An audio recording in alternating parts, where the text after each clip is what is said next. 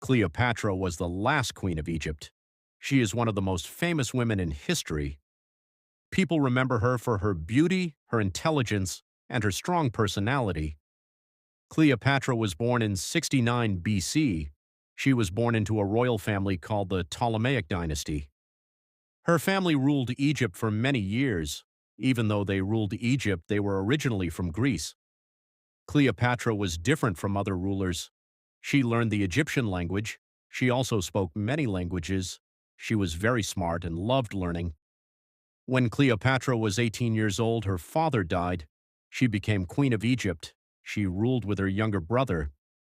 At that time, Egypt had many problems. There was fighting inside the royal family. There were also problems with Rome, a very powerful empire.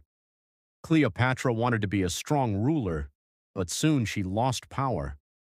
Her brother and his supporters forced her to leave Egypt. Cleopatra did not give up. She planned to return and take her throne. At that time, a Roman leader named Julius Caesar came to Egypt. He was one of the most powerful men in the world. Cleopatra wanted his help. There is a famous story. Cleopatra secretly entered Caesar's palace. Some stories say she was inside a carpet. When Caesar saw her, he was surprised. Cleopatra spoke to him with confidence. She asked for his support. Caesar saw that Cleopatra was intelligent and strong. He decided to help her. With his help, Cleopatra returned to power. She became queen again. Cleopatra and Julius Caesar became very close. They had a son together. His name was Caesarion. Cleopatra hoped her son would become a great ruler one day. But things changed. Julius Caesar returned to Rome. Later, he was killed. After his death, Rome was in chaos. Another powerful Roman leader appeared. His name was Mark Antony. Cleopatra met Mark Antony. They quickly formed a strong relationship. They spent a lot of time together. They had children. Together they became very powerful. But not everyone was happy.